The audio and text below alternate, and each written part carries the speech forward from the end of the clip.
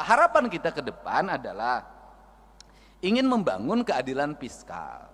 Keadilan fiskal itu gimana sih? Saya kemarin ketemu sama Gubernur Kalimantan Timur. Ini makan pemikiran, kan kita boleh dong punya pemikiran. Saya bilang, Gubernur Kaltim, penduduknya berapa? 4 juta. Berarti kalau 4 juta, saya rata-rata satu rumahnya 4, saya bilang. Berarti rumahnya kan cuma 1 juta. Iya. Loh, kalau penduduk Kaltim 1 juta, rumahnya cuma 1 juta, kan sebenarnya bagi Kaltim ngasih 5 juta per rumah bisa. Karena 1 juta kali 5 juta, 5 triliun Pak. Artinya masyarakat Kaltim untuk sejahtera itu sangat bisa. Beda dengan Jabar. Untuk Papua lebih bisa lagi.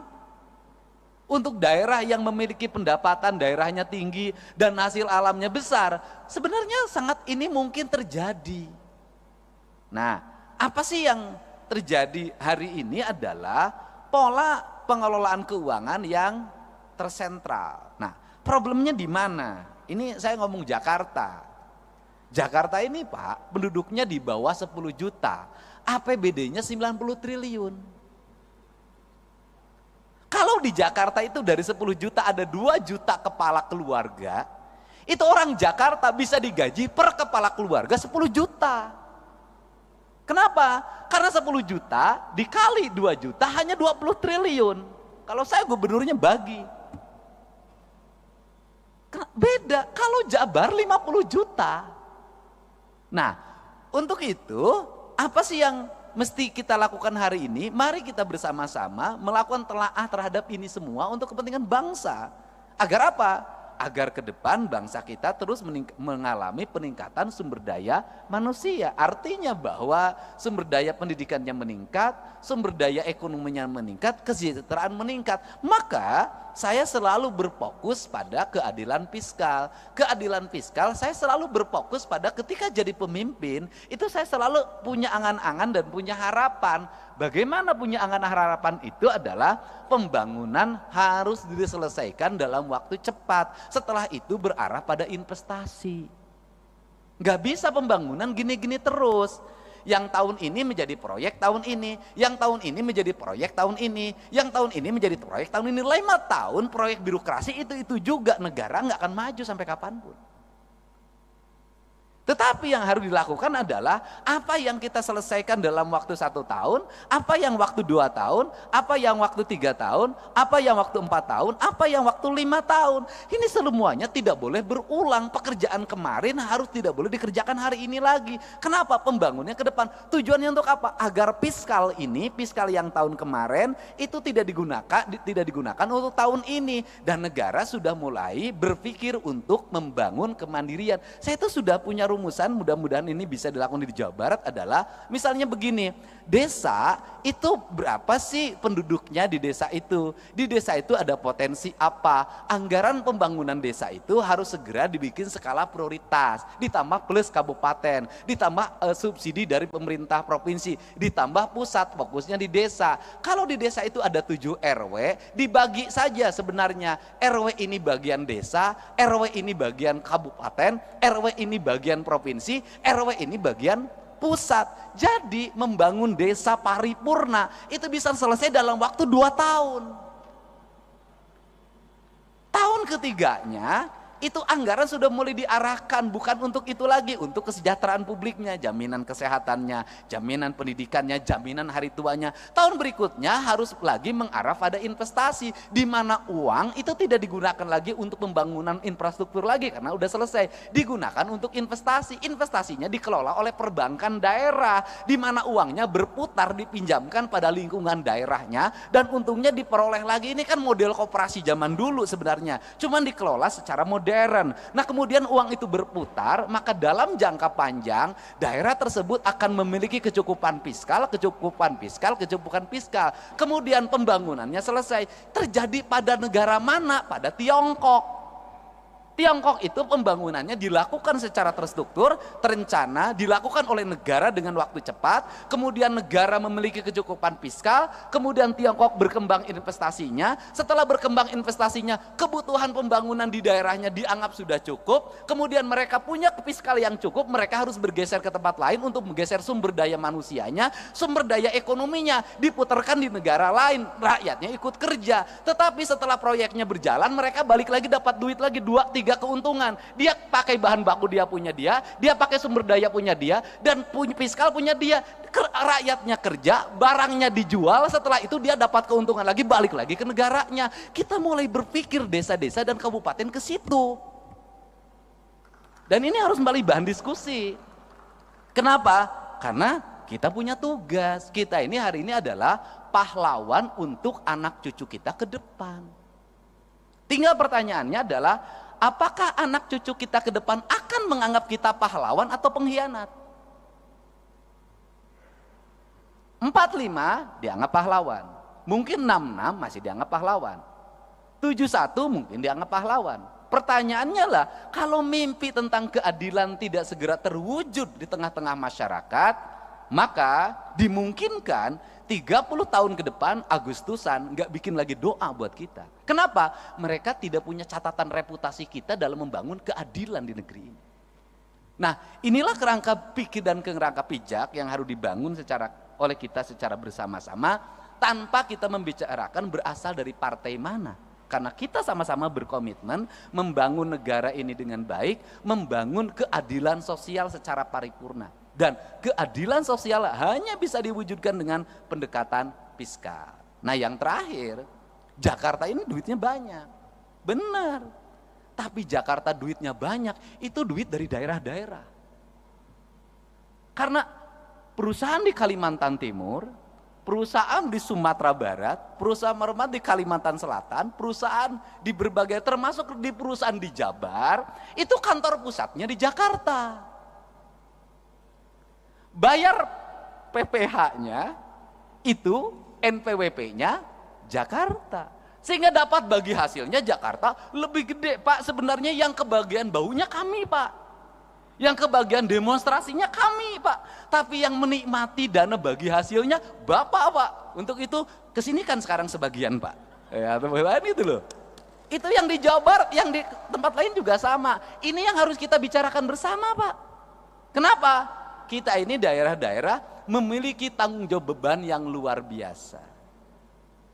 Orang Kalimantan punya uang di keruk, ya kan? Kemudian orang Jawa Barat punya uang bagaimana? Ada debu, ada asap, ada limbah, ada jumlah manusia yang banyak dari mana-mana ke sini. Ada konflik ketenaga kerjaan, ada demonstrasi ketenaga kerjaan, ada problem sosial di mana orang yang di sekitarnya asalnya punya sawah, hilang sawahnya, asalnya punya kebun, hilang kebunnya, kehilangan mata pencahariannya, tergeser dia oleh persaingan orang, mereka menjadi kelompok miskin baru.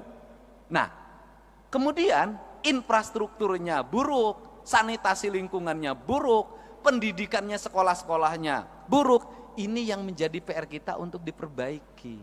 Nah, kemudian Jakarta dapat duit gampang banget, Pak. Hotel berbintang. Tidak usah nagih kayak pajak galian C, Pak. Dikejar-kejar, dibohongin sebagian. Gitu loh, Pak. Ada kemudian ada debunya, ada ancaman longsornya. Jakarta mah kagak, Pak. Gedung perkantoran 27 lantai, 31 lantai, ber-AC, orang bayarnya sambil tersenyum, Pak, tidak sambil marah. Berjejer, tanahnya harganya meningkat sehingga dapat berkah. Makanya Bapak dapat berkah jadi ketua DPRD orang Betawi di Jakarta, Pak. Untung tidak jadi ketua DPRD di Jawa Barat, Pak. Ketuanya pas rambutnya sampai lepas, Pak. Saking pusing, Pak. Nah, ini kan yang harus dibicarakan oleh kita, dan saya ingin para anggota DPRD dalam pertemuannya ada rekomendasi kontributif bagi perbaikan bangsa. Bagi upaya membangun keadilan sosial, bagi upaya melakukan kebijakan keadilan fiskal. Karena apa? Karena negeri ini hanya bisa dibangun dengan fiskal yang baik, fiskal yang sehat, fiskal yang terencana, fiskal yang terarah, dan fiskal yang tidak lari ke luar negeri. Fiskalnya harus berputar di sini. Untuk itu saya mengucapkan terima kasih. Semoga kalau tadi Pak Ketua DPRD Jawa Barat sudah dinobatkan sebagai ketua terpilih, saya ucapkan selamat Pak. Ya kan? Karena yang menyampaikannya Ketua DPRD DKI yang ketua hari ini. Dan saya baru Pak sepanjang sejarah berdemokrasi Pak, ada ketua asosiasi, partainya beda, daerahnya beda, menyerahkan tampuk kekuasaan pada Bapak. Pada tempat tadi yang partainya berbeda. Kenapa itu diberikan? Karena memang nggak ada honornya Pak. Ya Pak ya, duitnya kan harus nyari sendiri Pak. Tapi selain itu adalah bentuk penghormatan dan penghargaan, gitu loh. Penghormatan dan penghargaan jauh lebih tinggi dibanding honor. Untuk itu kan jadi ketua DPR itu mencari kehormatan dan mencari penghargaan, bukan mencari honor. Makanya honornya nggak usah gede-gede. Bohong kita harus lebih tinggi lagi. Saya ucapkan terima kasih para wakil ketua DPRD Provinsi Jawa Barat. Mudah-mudahan pertemuan ini pertemuan yang berkah, pertemuan yang membawa kebaikan, dan pertemuan yang bisa melahirkan rasa adil bagi kepentingan masyarakat Indonesia.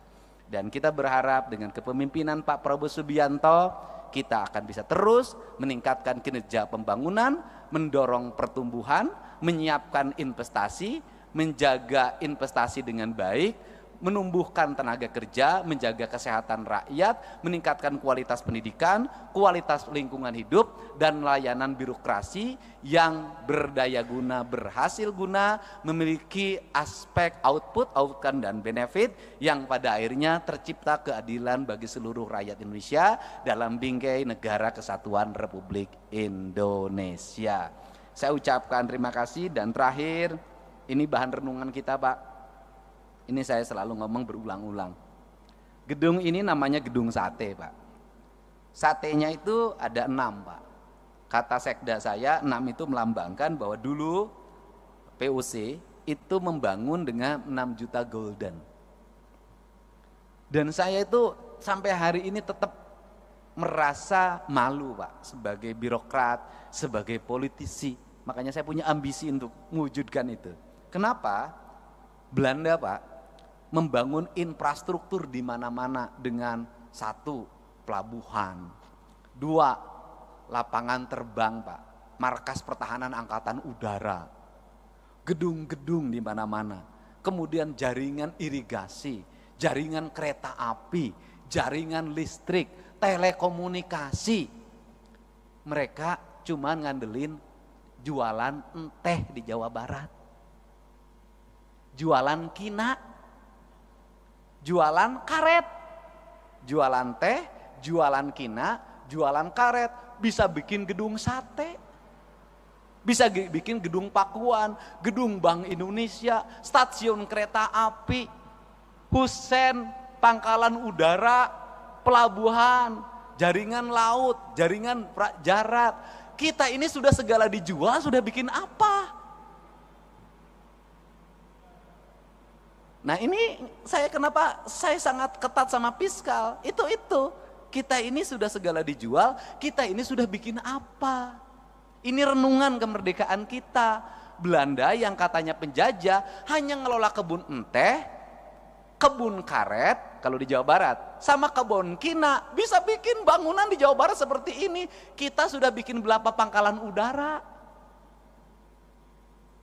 kita sudah bikin berapa pelabuhan, berapa stasiun kereta api, berapa rel kereta api baru. Yang ada pun rel kereta apinya sekarang hilang dengan papan-papan dan besi-besinya. Nah, mudah-mudahan ini bahan evaluasi kita. Kita sudah, kata orang Sunda, kita sudah tunggul di larung, catang di rumpak. Sudah segala diangkat, pasir diangkat, batu diangkat, laut udah segala rupa. Kok kita nggak kaya-kaya? Kenapa sih? Berarti ada perencanaan belanja yang salah, ada belanja yang salah. Untuk itu, mari kita perbaiki cara belanja kita dan cara mengelola keuangan kita. Dengan prinsip 2, kata orang Sunda, saeutik kudu mahi, loba kudu nyesa. Apa artinya? Sedikit harus cukup, kemudian banyak harus tersisa. Dan di Jawa Barat itu lengkap. Di Jawa Barat itu ada daerah yang paling makmur namanya Cimahi. Mahi itu artinya cukup. Ada daerah yang paling susah namanya Cisaat. Saat itu artinya kering. Nah itu Jawa Barat. Dan Jawa Barat itu kekuatannya di air. Jadi kalau orang Jawa Barat pengen makmur, maka perkuatlah pengelolaan air. Kalau airnya terjaga, bersih, terpelihara, Jawa Barat akan subur, makmur, gemah ripah, loh jinawi. Demikian saya ucapkan terima kasih, mohon maaf atas segala kekurangannya. Semoga pertemuan ini pertemuan yang membawa kebahagiaan ketika pulang ke rumahnya masing-masing.